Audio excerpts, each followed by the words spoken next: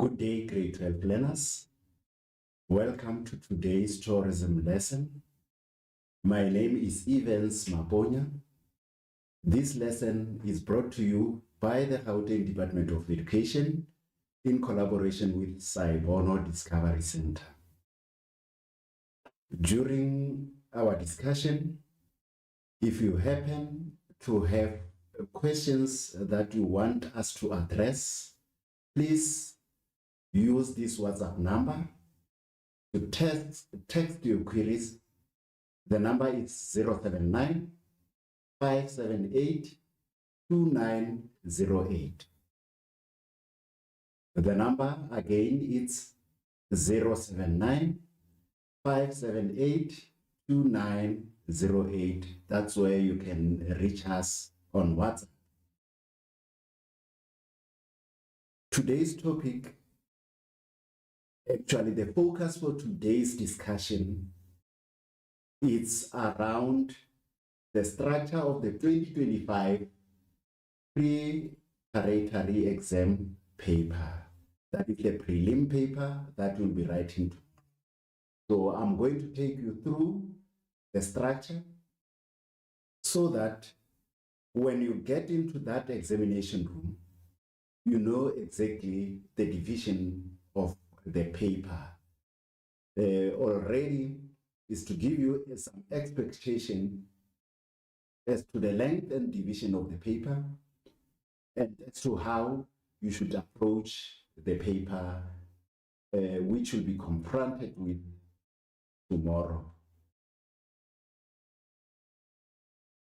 Grade 12 learners, as I've alluded to, we are going to look at the basic structure of the tourism exam question paper, which will unfold as follows.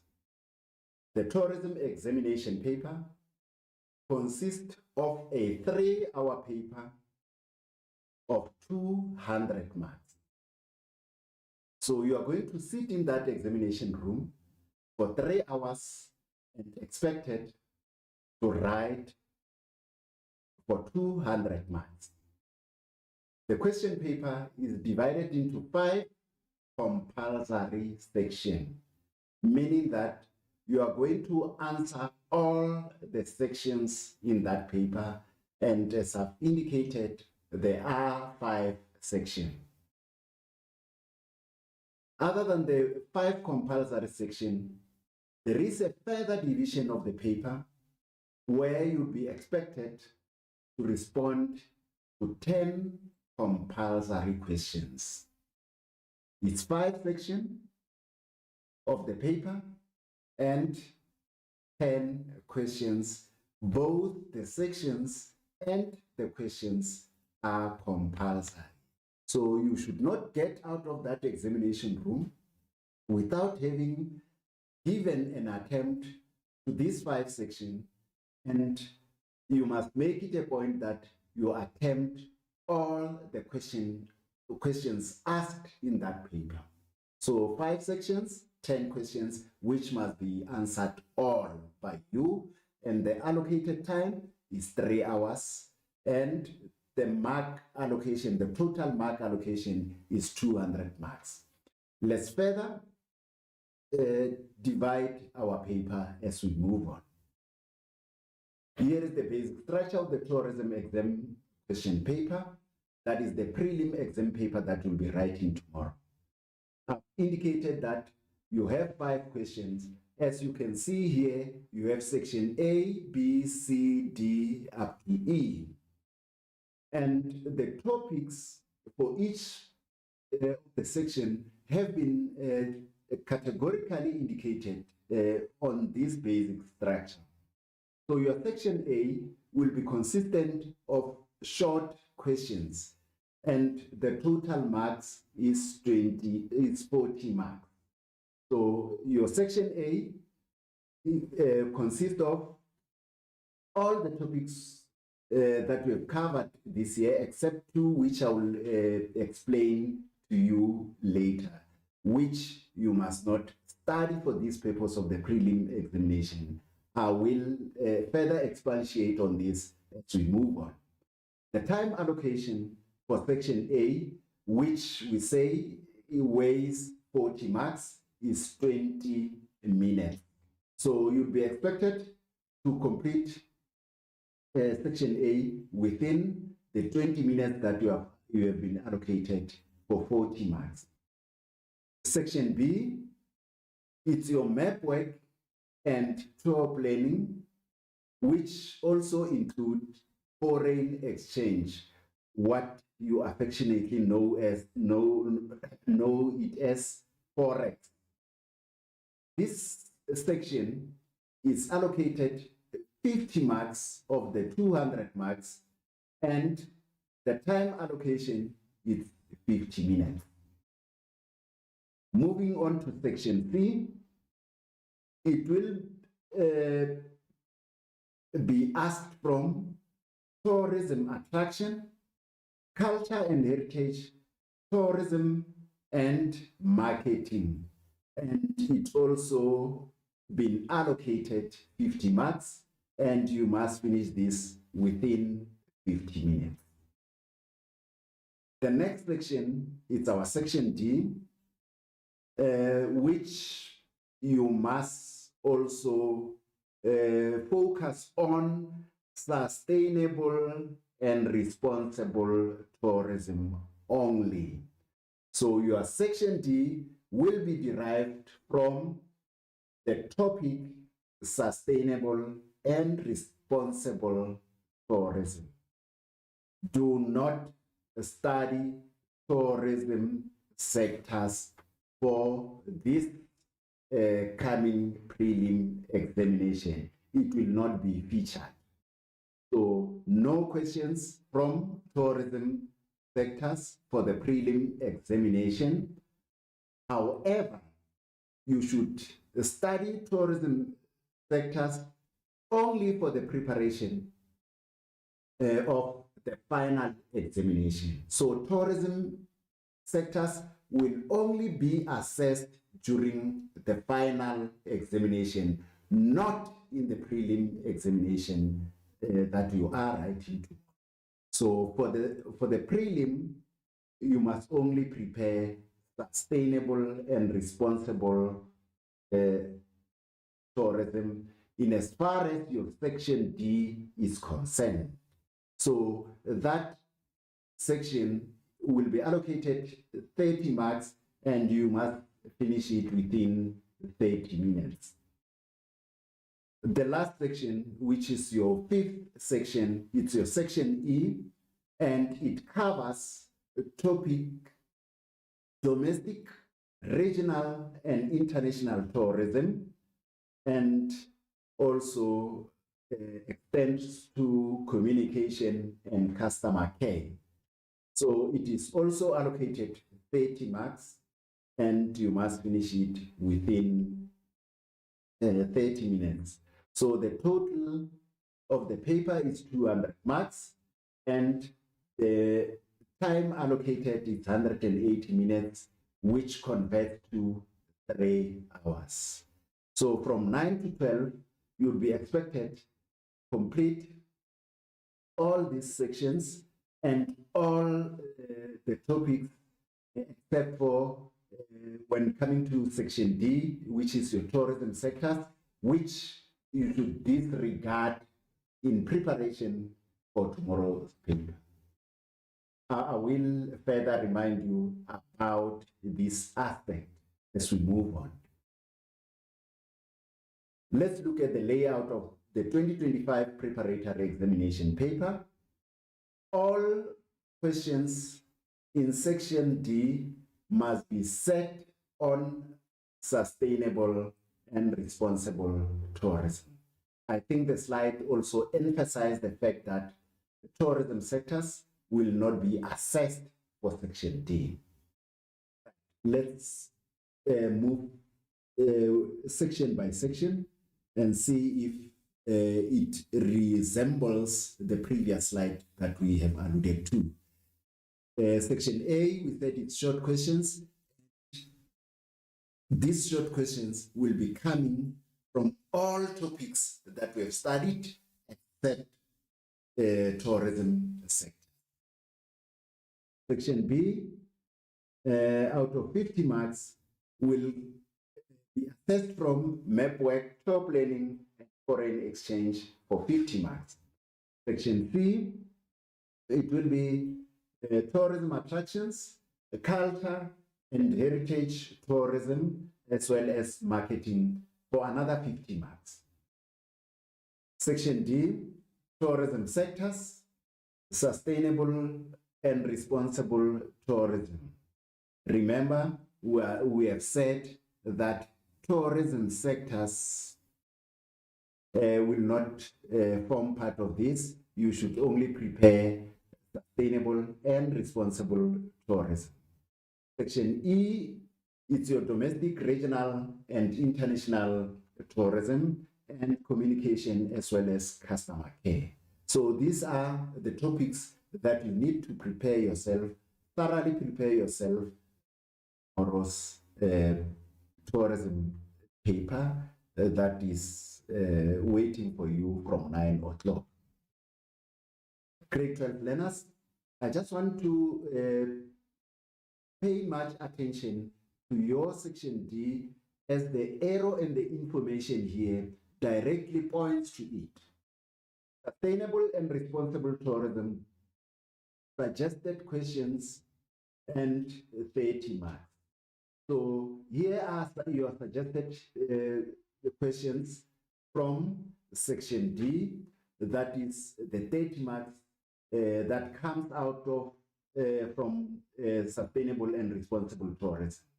So you need to prepare yourself on the triple bottom line approach: the environment, the economy, and the social pillars. The 3 pillars of sustainable tourism, you need to thoroughly know them as you go into the exam.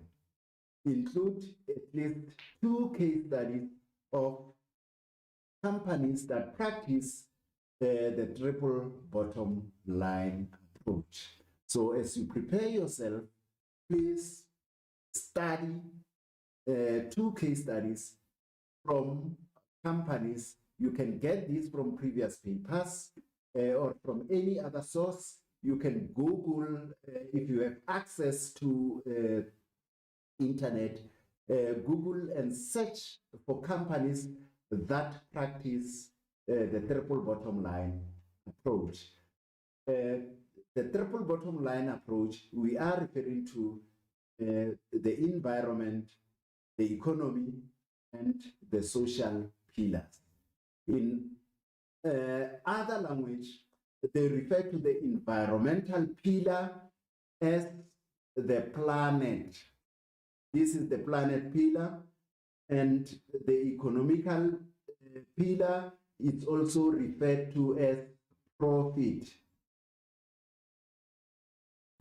as well as the social pillar, which is referred to as people. So with the environment, we said another name for it is the planet. So the triple bottom line approach seeks to address issues around profit, people, and planet. So make it a point that you understand the interplay between the 3 pillars of sustainable tourism, which is the environmental, better known as the planet, the economical, which is known as the profit, as well as the social pillar, which is also referred to as people. These are the 3 pillars of sustainable tourism, meaning that when companies, which you are going to look as to whether they practice triple bottom line approach or not, you should look as to how they make profit. The way they make profit, is it not affecting the people around? Is it not affecting the planet in which they operate? So these are the 3 pillars of sustainable tourism, and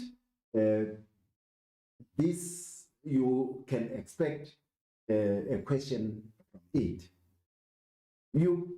As you prepare, make it a point that you know something about fair trade tourism, FTT, the contribution of FTT towards encouraging responsible and sustainable practices, including the 6 principles of fair trade tourism.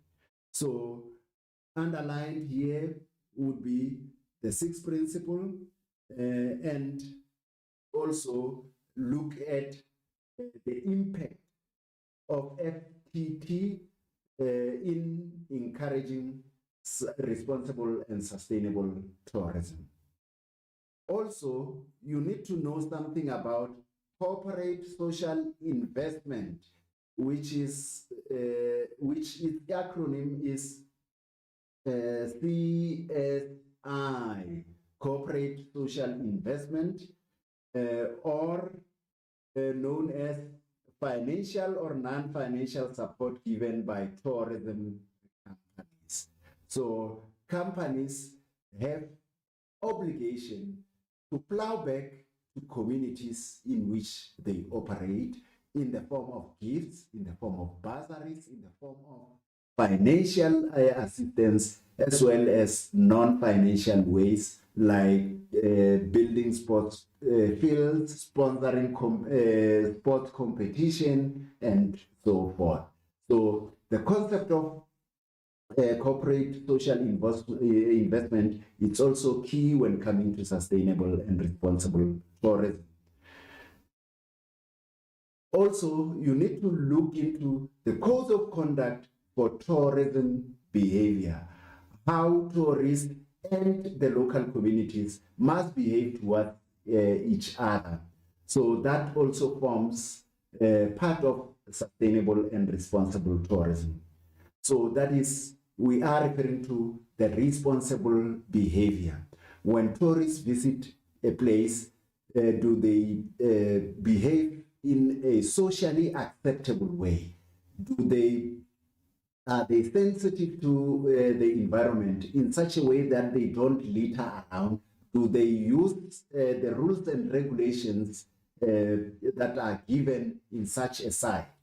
The social as well as the economic aspect must be taken into consideration by all parties involved in a particular attraction or site that offers tourism activities. And lastly, you need to reflect on how tourism destination can attract environmentally conscious tourists. So you are going to look at certain regulations that are positive towards affecting the environmentally conscious people, that in whatever they are doing, in whatever their action in running their business, are they not harming the environment? Are they not causing or destroying the natural environment, so that they attract people who are sensitive to the environment, people who take interest in matters of keeping the natural environment as the way it was provided to us. Grade 12 learners, as we move further, we are going to reflect on the format of the grade 12 tourism question paper, and more specifically to your section A. Your section A, you will be confronted with 4 short question types. The first one being the ordinary multiple choice. So this normally becomes the first question that will come across when you get into section A. You also can be confronted with the choose the correct word from the options given in a word box, and the correct term in brackets, as well as the matching items, that is your column A and column B. These are the 4 question types that you will come across in the question paper.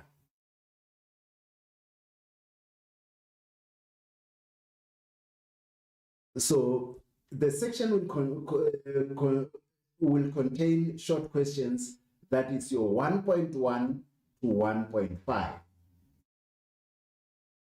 This section covers map work, graphs, pictures, tourism logos, cartoons, infographics, and word clouds. I'm sure you are familiar with these types of questions or types of resources that will be expected to refer to during the question paper. So infograph refers to the information that is put together, or different sets of information put together on one on a page or on one page. So that would be, for example, the road maps, the signs and symbols that goes along with the map.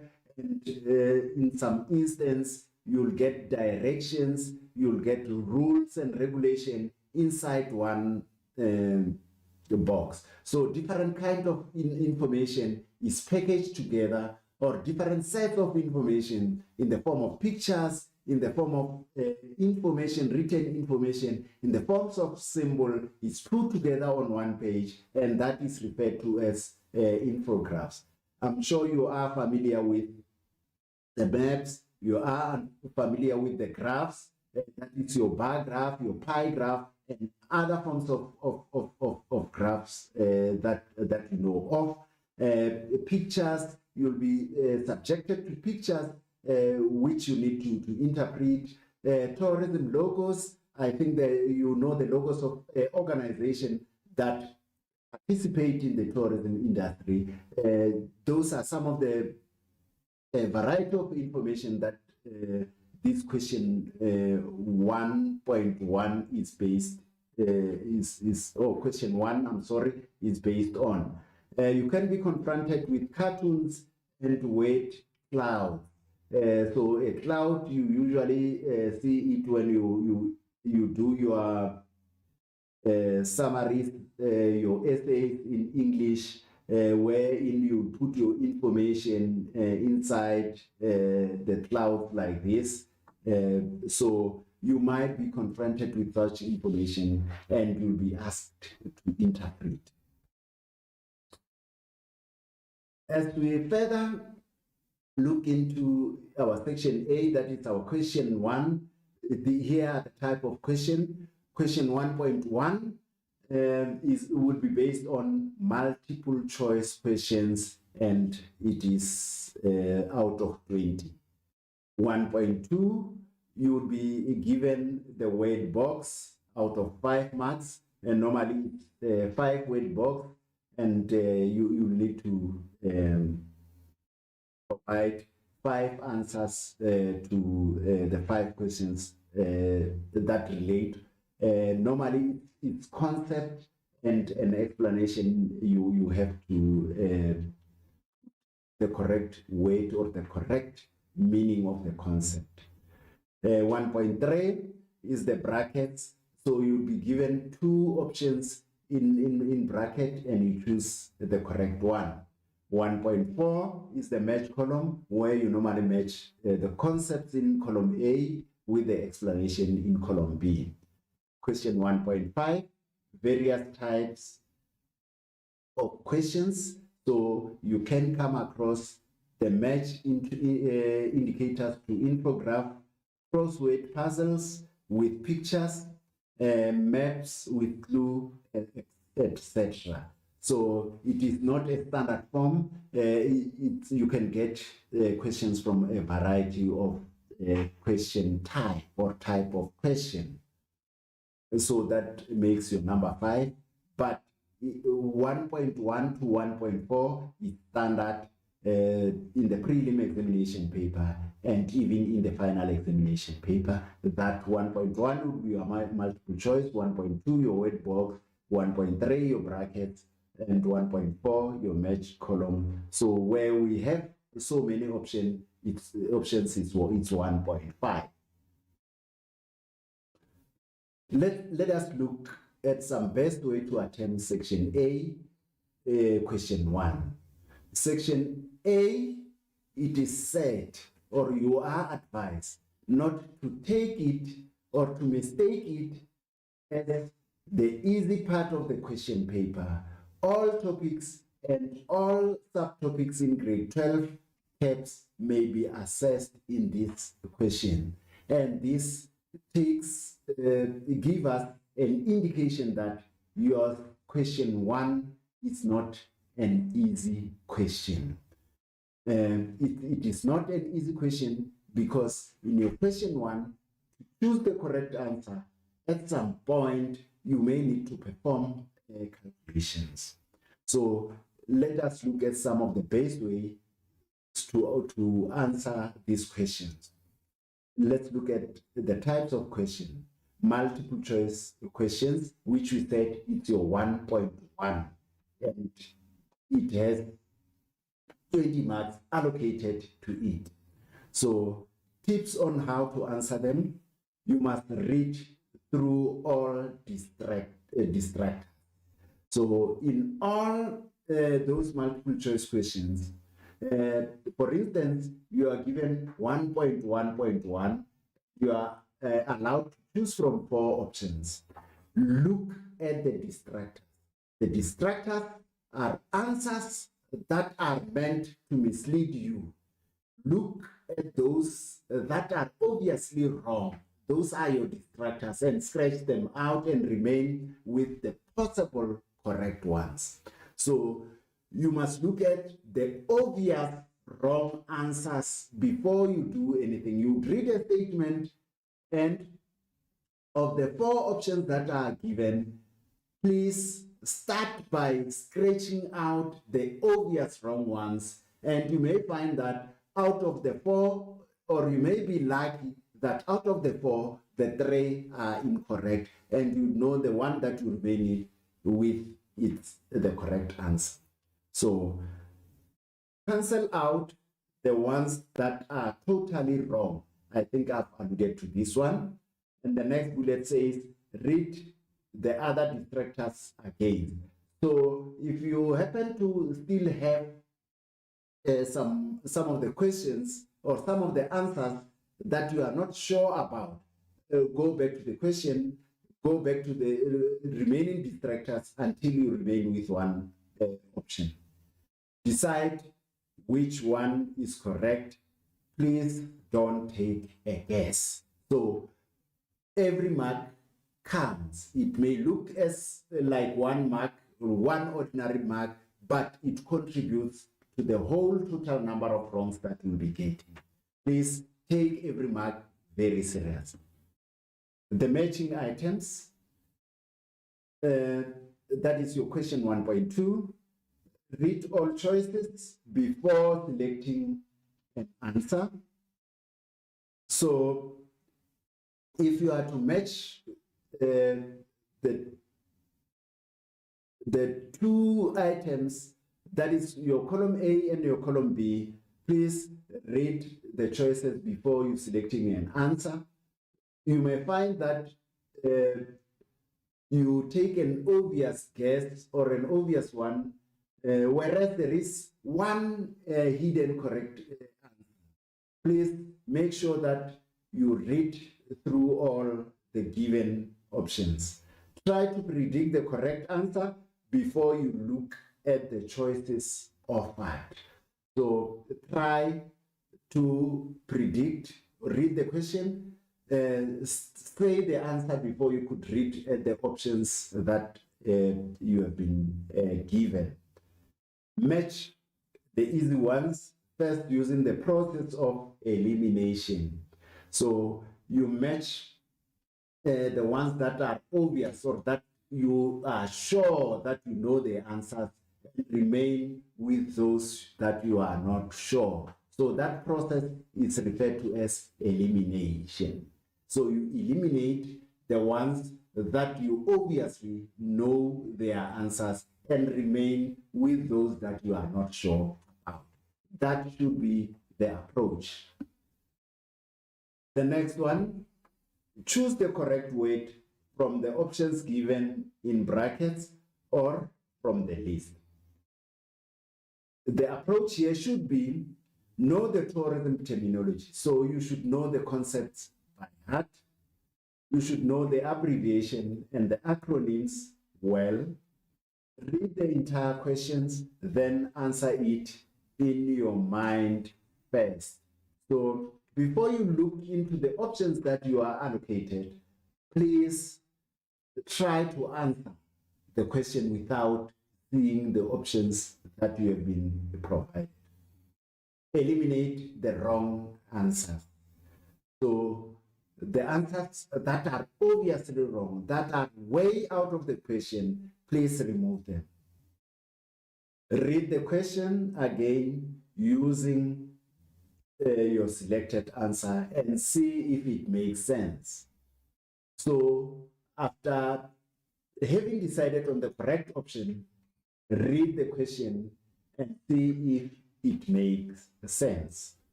As we move on, you need to also answer the questions you know first. So start with the questions that you are 100% that they are correct before you engage with other questions that may look more or less harder for you or difficult for you. Here are some of the tips to ace your multiple choice questions. You are advised, grade 12 learners, to read the questions very carefully. So the intention of a person who's setting the question paper is to trick you. So please read between the lines so that you don't fall into the trick. The intention is to assess as to whether you know, and you have to prove yourself that you know. For you to prove yourself that you know, it comes from reading. Read carefully. Don't be lazy to read. Make sure you understand what the questions or the question is asking. So for you to answer the question as correctly as possible, you need to make sure that you get the question very clearly, you understand it fully. As you read, underline words like not and always, since they change the meaning of the question. So whenever you read a question and you come across not, which of course will be highlighted and written in capital letter, please underline it so that it helps you get the sense of the question. Words such as always, please underline them in the question since they change the complexion of the question. Answer the question without looking at the option. This is one tip, and we have repeated it, I'm sure, for the third or fourth time this time around. Eliminate the correct option. This is important, and we have been emphasizing on it as well. Answer all the questions. Manage your time effectively. So these are some of the tips that will help you to manage difficult multiple choice questions. Now, let us look at an example from one of the past papers. This was question 1.1.4, meaning that it is a multiple choice question. So it says the main symptoms of cholera, number A, irritation of the eyes, diarrhea and vomiting, severe coughing, and excessive thirst. grade 12 learners, from this question, you will be expected to use some of these methods that are indicated here. So, grade 12 learners, irritation of the eye, is it a symptom to cholera? Obviously, it's a no. Diarrhea and vomiting, let's skip this one and look at some other detractors. Severe coughing, obviously it's not related to cholera. Excessive thirst, obviously is not one of the symptoms. So we have eliminated all the distractors, and I know by heart that you have tried to answer this question without seeing the correct option, and you obviously got it right to say these are one of the symptoms of cholera, and that leads you to the correct answer. Another example from the past paper, it says it comes from 1.5, which we said a variety of question types can be asked from this one. That is your infographics, graphics, your map work and symbols, as well as the acronyms that you might have studied. So it says 1.5, choose the correct channel for 5 tourists to follow on entering at the South African airport. Use the list below, numbered 1.5.1 to 1.5.5, indicating the items each of the 5 tourists has in their possession. Write only red channel or green channel next to the question number 1.5.1 to 1.5.5 in the answer book. For example, 1.5.6, that is your green channel. Grade 12 learners, the question expects you to indicate whether the indication made from 1.5.1 to 1.5.1 whether allows passengers to move through the red channel or to via the green channel. A set of golf clubs, a 50 millimeter bottle of perfume, prescription medicine, 2 months supply. 1.5.4, it says 400 cigarettes, and 1.5, a pot of a plant. A set of golf clubs, then it is associated with the red channel because you need to declare. And 1.5.2, 50 milliliter bottle of perfume, you need to go through the green channel because you are carrying the acceptable limit.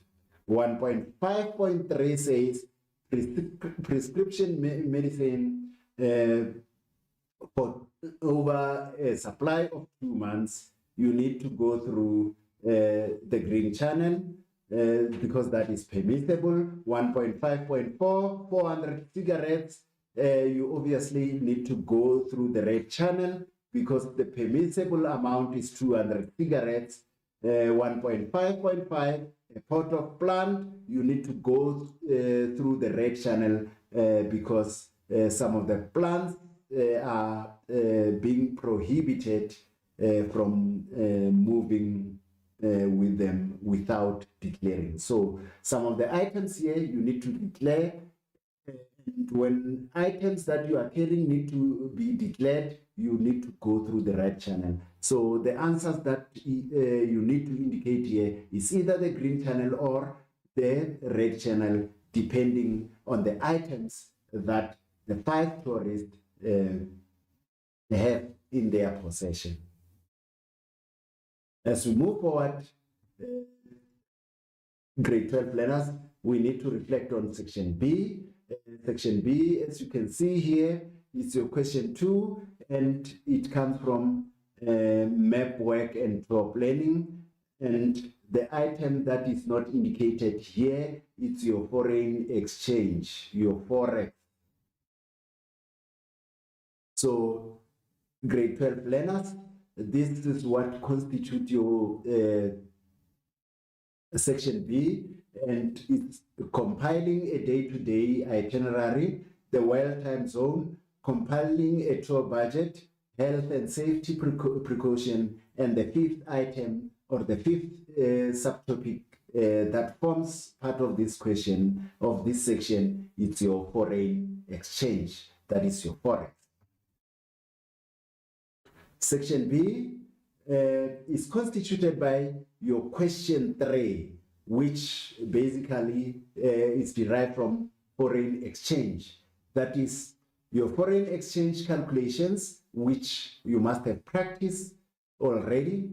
You need to also know the reasons of the impact of currency fluctuation, the rise and fall of the currency, that you need to also know and understand getting into tomorrow's examination.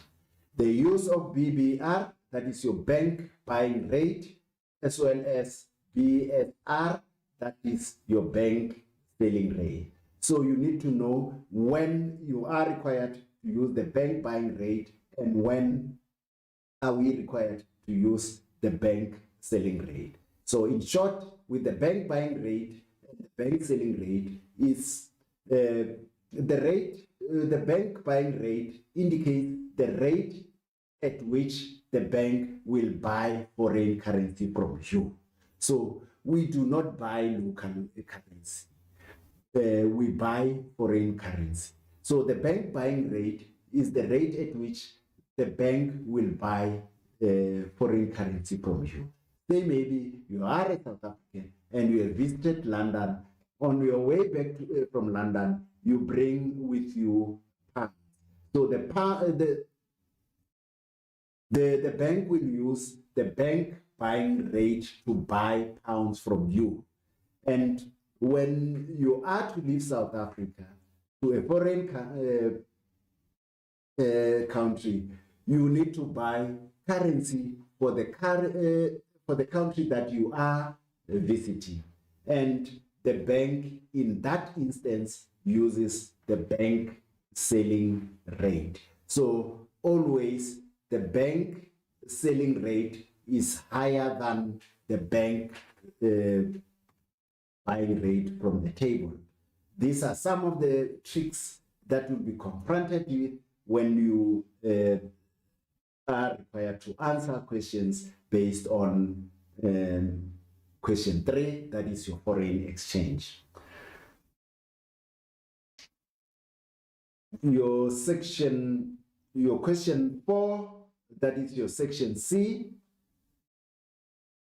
I just want to quickly check into something. Your question 3, we said section B is foreign exchange and the concepts surrounding foreign exchange. And your section B, your section C, sorry, and it's your famous world icons.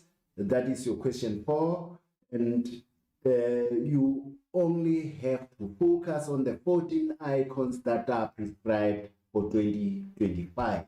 They were provided to you on the work schedule on the ATP, so you are required to only study the 2025, the ones that are prescribed for 2025, and refer to your exam guideline 2025 as to which icons have been prescribed. But in the next slide, one would also wrap up on this topic by indicating all the names of the 14 icons as well as the countries that we find those 14 icons from. Your question 5 is South African World Heritage Sites, their locations on the map, as well as the UNESCO criteria that was used to declare a particular World Heritage Site. Your question 6 is marketing, and with marketing you'll be looking into concepts such as tourism marketing South Africa, that is your TOMSA. You look at SA Tourism, the ITB, the WTM, the Africa's Travel Indaba, and their logos, and you can leave out the getaway shows. So you can skip this portion and focus on this when you do marketing. Now, let's look at question 4. That is your section C. That is the world icons. The very important change in 2025 is that you are only allowed to study 14 icons. This asterisk next to the name of the world heritage, to the name of the world icon indicates that the icon is also a world heritage site. So as you can see here, in Israel, we have the Dome of the Rock. As you can see the asterisk here, it indicates that the Dome of the Rock is the world icon and also a world heritage site, and it is located in Israel. Also, alongside with the Dome of the Rock, you have the Wailing Wall, also has an asterisk. It indicates that it is also a world heritage site. In Greece, you have the Parthenon, and the name of the city is Athens. It is also a world heritage site.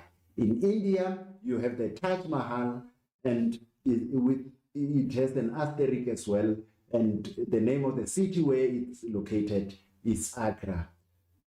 In Turkey, which is the country, you have the Blue Mosque, and the name of the city is Istanbul, and it has an asterisk as well to indicate that it is a World Heritage Site.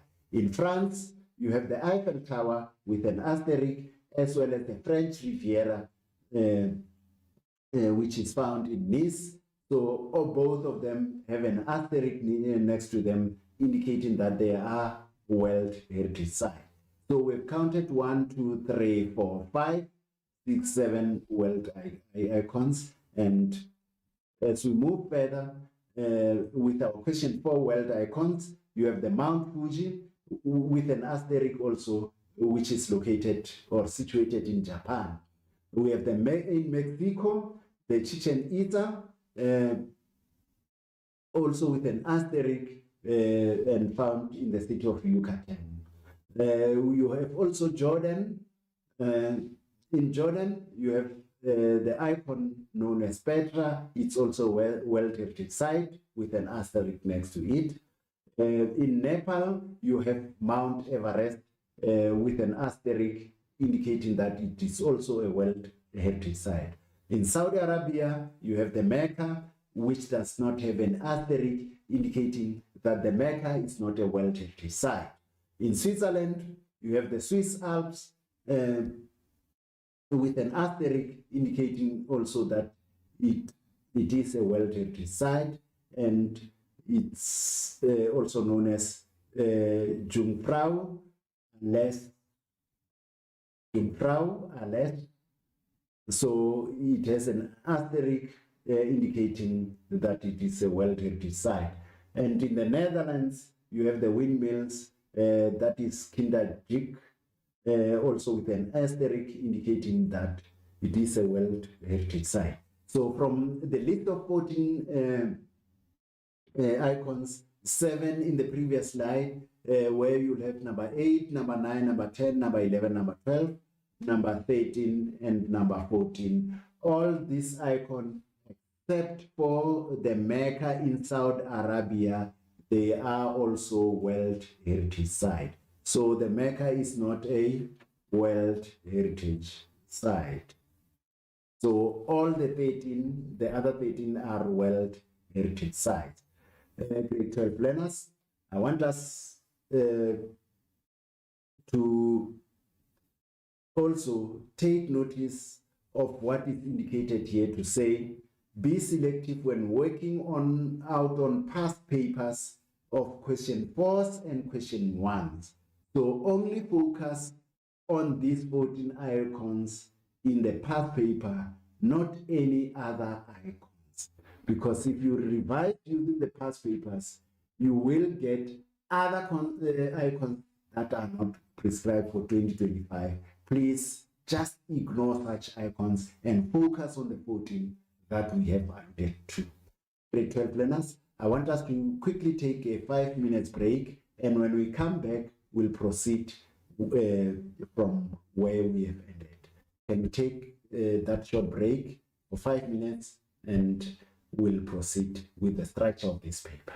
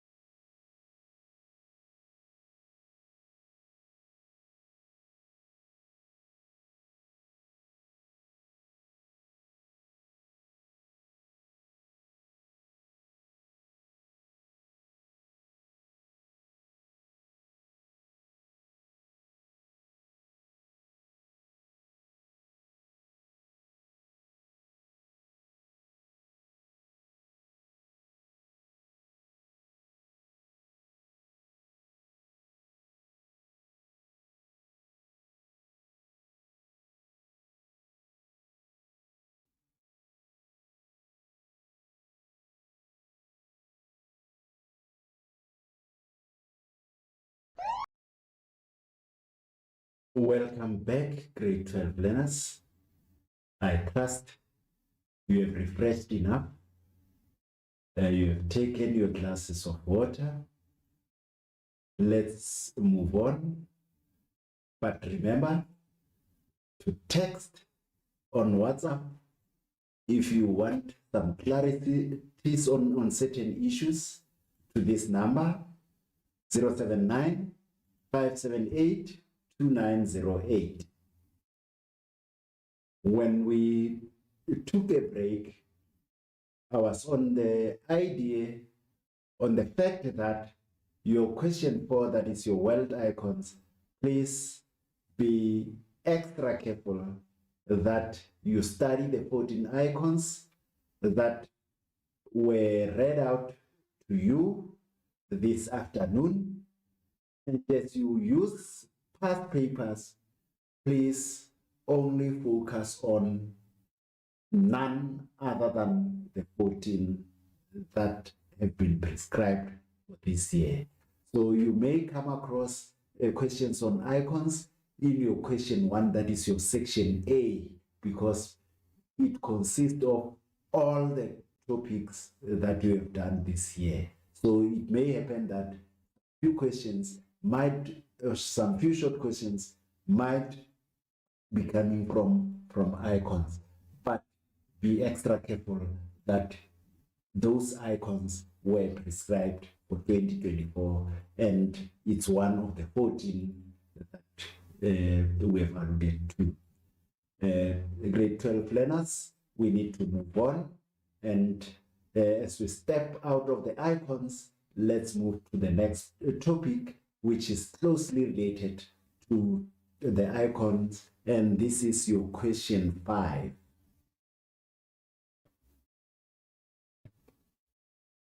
So question 5, and your question 5, it's on World Heritage Sites. Your question 5, it's your World Heritage Sites, and you have 12 heritage sites to master for tomorrow's examination. In their order, they are Isimangaliso Wetland Park, the Robben Island, the fossil hominid site of South Africa, the Maluti Drakensberg, Mapungubwe Cultural Landscape, the Cape Floral Region Protected Areas, the Vredefort Dome, the Rechtersveld Cultural and Botanical Landscape, and the Komani Cultural Landscape, as well as Barberton Makonjwa Mountains.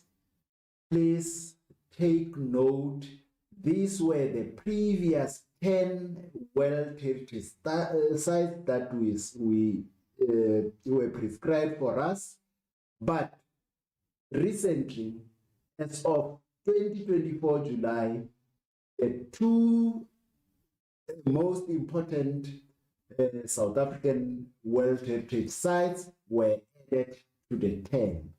So as you study, please don't leave out the 2 World Heritage sites.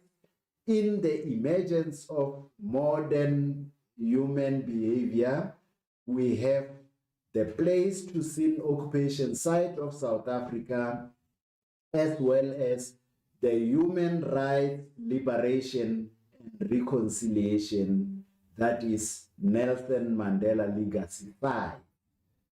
Grade 12 learners, some of these icons, or some of these World Heritage sites, were assessed during the writing or the administration of the practical assessment task this year. That is your PET Day 1 and Day 2. You have responded to these 2 world icons, and for this prelim examination, also prepare yourself for the icons. As you prepare for the heritage sites, please include to the 10 the 2 new ones which were assessed during the practical assessment task. Grade 12 learners,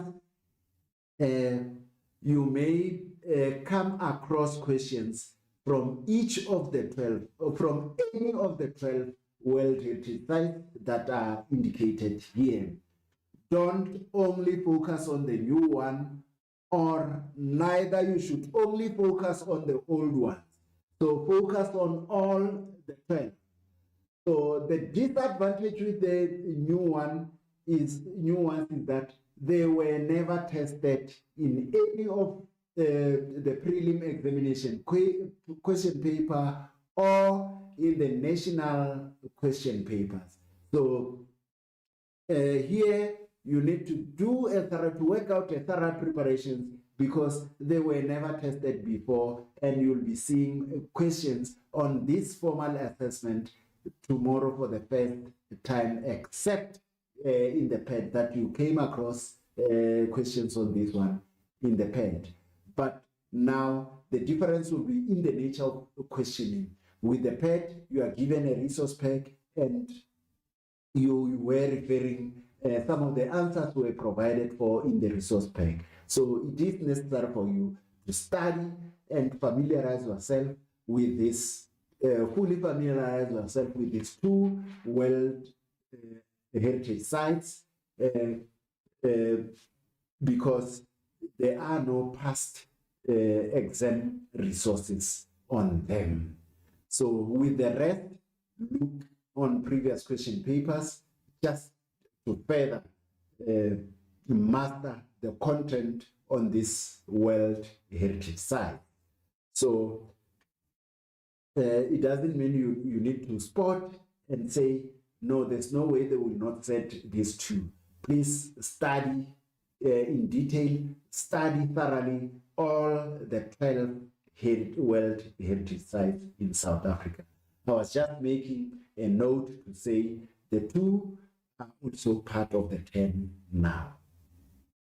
That is your question 5 on World Heritage Sites. And then your section D, only in the preparatory examination for 2025, it's your question 7 and your question 8, and it's consistent on a topic on sustainable and responsible tourism. That is your question 7, and also your question 8 is sustainable and responsible tourism. As we may reflect on the heading, it says, for the preparatory examination. In the final examination, it will be a different kind of situation, because you'll have tourism sectors covering your question 7, and your question 8 you'll have sustainable and responsible tourism.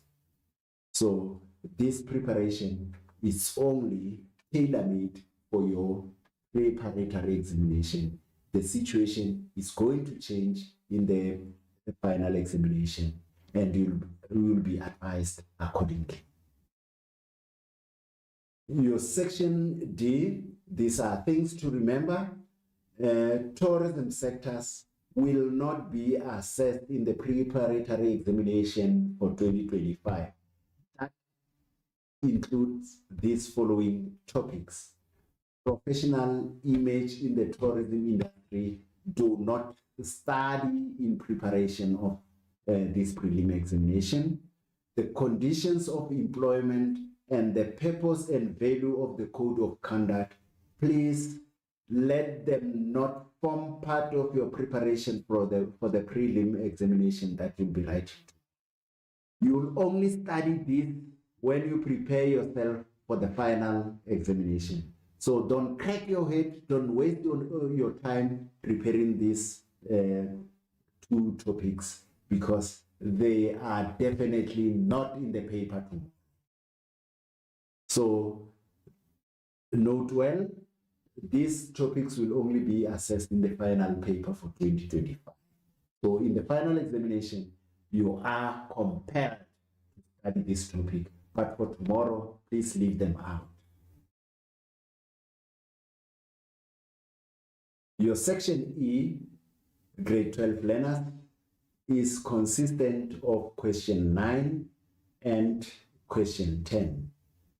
And here, with your question 9, you'll have to study on global events, political situation and unforeseen occurrences, forms of payment when traveling internationally, foreign market share, and statistics regarding inbound international tourism.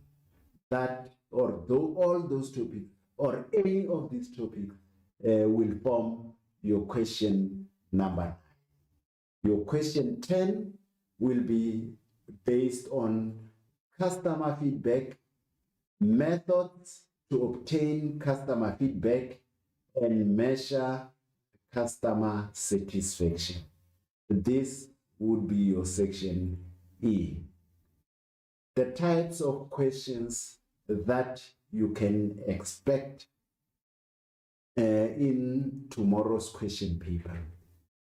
Each question will cover a new topic. It can include short answers or long answers and include paragraph type question. As we look into the next bullet, it says source-based question like tables, pictures, maps, flow diagram, case studies, infographics, and cartoons, which I have elaborated much earlier on, may form part of this question paper. It will vary between remembering, understanding, and problem-solving questions. So remembering has to do with whether or how much you remember the content that you have studied. That we know that you can remember, and there'll be questions that will test your remembering skill. There are questions that will test your understanding. Your understanding means, can you apply the information that you have learned into reality, into practice? I'm going to cite an example here to say what are the benefits of visiting the Chichen Itza, and you give those benefits. It means you can see, you can interpret. By mere visiting the Chichen Itza, the economy will grow. So you are now taking the information that you have learned to apply it, to indicate that because people have done this, this will happen. That's what will be tested again tomorrow. And what is the benefits of having East Mangaliso Wetland Park as our World Heritage Site in South Africa? And you'll indicate that it leads to economic growth. It increased an increase in revenue, an increase in GDP. Those indicate that you are now able to apply the information that you have learned into reality. You are now making practical the information that you have learned as practical as possible. You are now interpreting what you have learned and making it reality. Problem solving reflects on issues like how do we make, or how do we derive solutions to the following problems. So the problems are given to you in the form of content that you have studied. Now, you must give us a way forward. You must give solution to the problems. If we have experienced flooding, for instance, in South Africa, and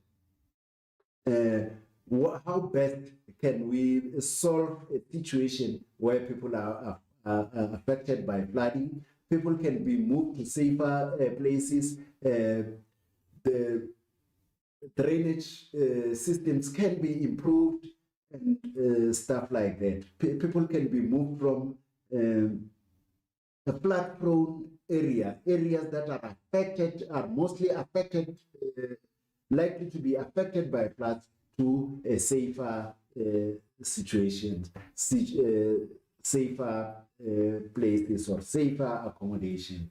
Those are some of the problem-solving situations that we must come with.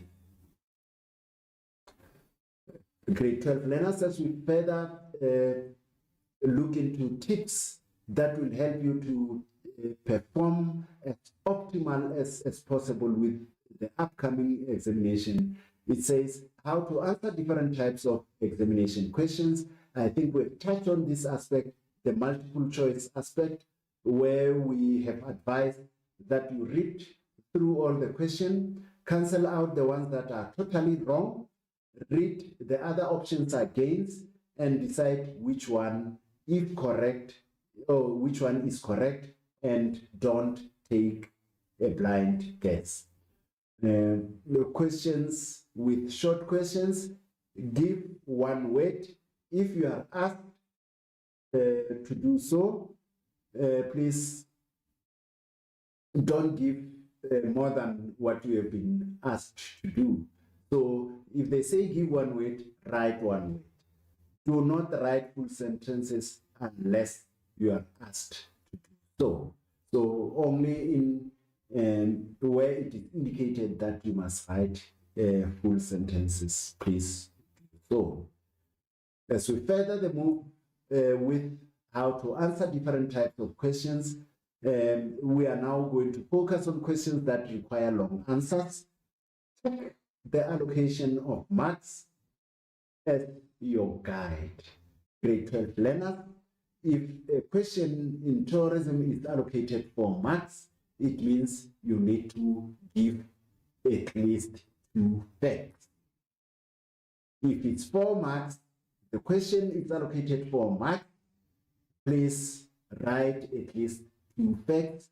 You may find that the allocation is 2 marks per fact. So in some cases, they indicate to say, write 2 solutions to the problem that has been indicated in one of the extracts. They allocated 4 marks, please write 2 facts. So the mark allocation, use it as a guide to the length of the question, and especially when coming to long question type. Underline the instructions or understand the instructions that is given. For example, write a paragraph under the topics given. So write a paragraph under the topic. So a topic will be given to you under which you should write a paragraph. Make it a point that whatever you write is in line with the topic that you were asked to write about. Please do not bring out in new information which is unrelated to the topic in question.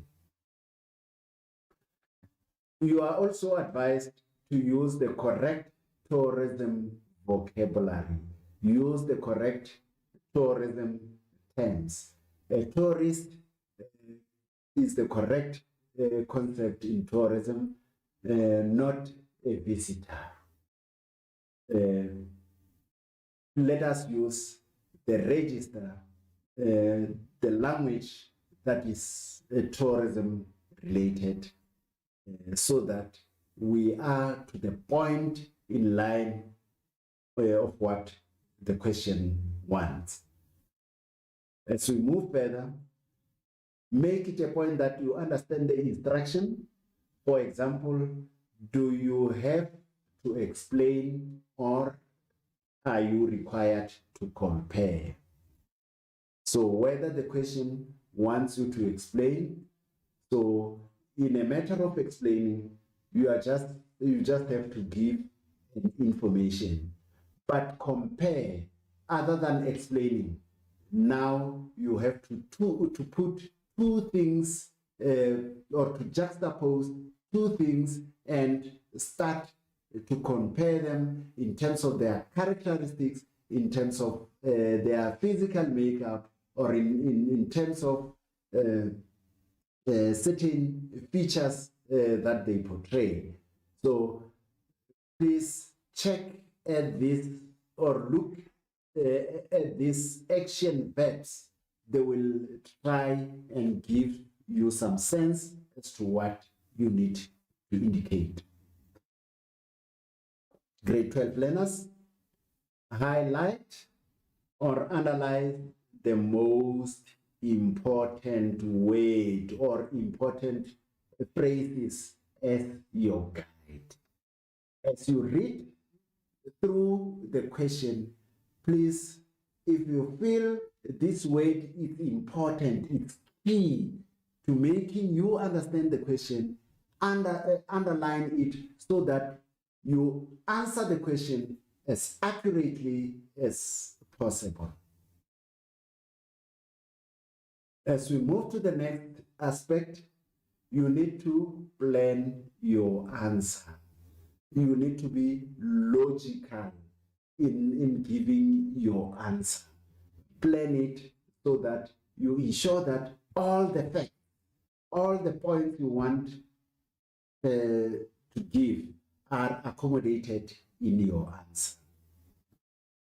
And as we move forward, grade 12 learners, make a few notes to format your response. That is in the case of a long or a question that requiring long answers like a paragraph. You do all this planning in languages. Before you write an essay, you do a mind map to structure your essay. So do the same here.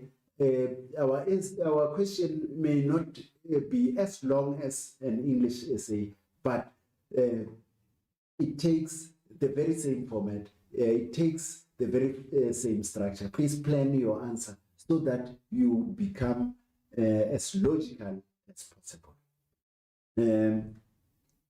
Usually, your answer should be in full sentences. Job opportunities.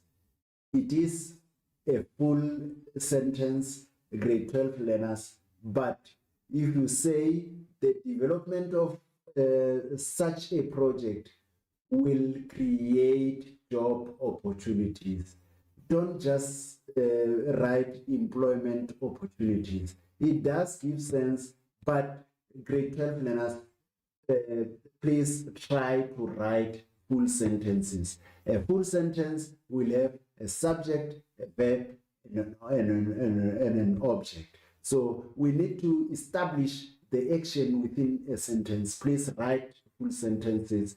And when you say unemployment, yes, a person like me would understand that this will lead to unemployment. But not every marker would understand what you are trying to put forward by saying unemployment. Is it leading to unemployment or it is reducing unemployment? So you'd say this situation will reduce unemployment, meaning that it creates employment opportunities. When you say employment opportunities, we are not sure whether you mean that employment opportunities are being created or employment opportunities are being closed. Please learn to write in full sentence to give sense to what you are trying to drive. Grade 12 learners, as we move forward, how to answer different types of exam questions. read through the paper carefully during the allocated 10 minutes of reading time. You are not allowed to use a pen, a pencil, a highlighter during this time. So I would urge every one of you to be inside the exam room timelessly so that you enjoy the luxury of reading time. I can see most of you grade 12 learners, when they are allocated 10 minutes of read time, they sleep on the table, of which is not allowed. They look around or do something that is not proper during the 10 minutes of reading time. Please use that time effectively. Use the 10 minutes of reading time allocated to you effectively. Go through the question, and it will help you plan as to which questions can I start with, as to which question I find easier. And you'd use that time to plan your time effectively and as to the approach of the paper. As we move on to the next bullet, it says, read the question at least twice and underline the important words in the question during the actual writing time. So during the reading time, you are not allowed to use a pen or a pencil, but during the actual writing time, this is one of the tips that you can come in handy for you by underlining during important words or important phrases during the actual writing. This helps you to focus on what is really required and to better understand the question. So by underlining and highlighting, the more you do that, the more you get into the question and understand it better. Break up the question. So sometimes the instruction on the question is very long. Break it up. Give two meanings. You break that phrase, or the triple bottom line approach.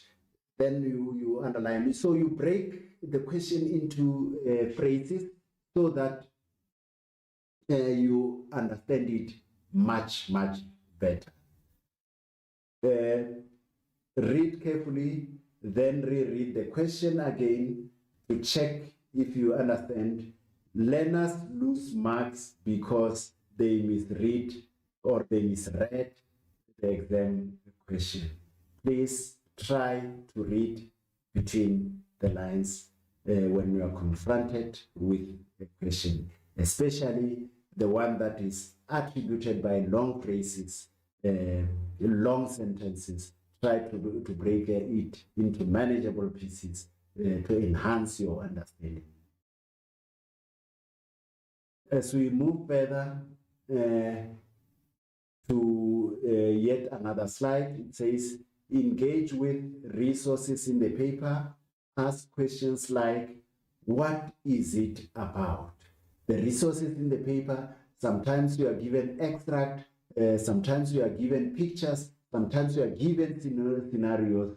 Please confront, ask yourself some question. What is it all about? Look at the heading actually as well, because it will give you some of the clue as to what is whatever the caption is all about. What is it telling me? What kind of message is this trying to portray, to say to me? To which topic does it relate? So try to find solutions to these different kinds of questions, and that will help you structure your answers. This will help you to remember what you have studied as well.